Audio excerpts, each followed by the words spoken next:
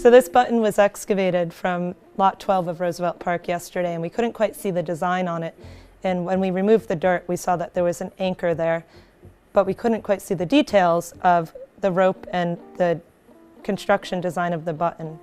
So the button is now sitting on the platform of this instrument, which is called the PAT, that's its nickname. It's a polynomial texture mapping instrument, and it collects a series of 40 pictures with the light shining upon the object from different angles, and then we upload those images into the PTM viewer, and we're able to move the light around the object and see the relief from different angles and the details of the finer details of the object beneath the corrosion and on the surface of it.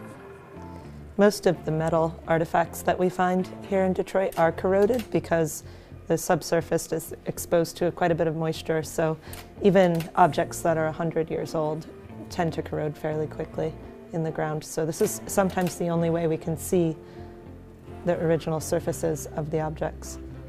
Can you go back a little bit to that? There's a kind of depressed rim here around the button, and some of it may even have small, fine textural relief around it.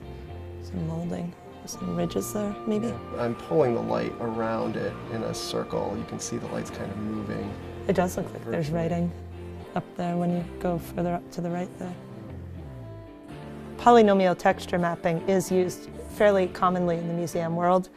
Our colleagues at the University of Chicago have an instrument that does this, but theirs is a hugely expensive, larger version of this, but they both do the same thing. They might be looking at ancient sculptures, Egyptian sculptures that are on a much larger scale, but this serves the purposes that we need to use it for in-house, and it's extra cool because the students built it and they have a vested interest in using it.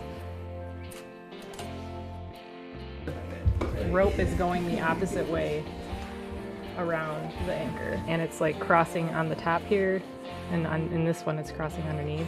So that's why I think it might not actually be a military button, but this is just a really small sample of military buttons. So maybe it's a replica of a military button. Mm-hmm.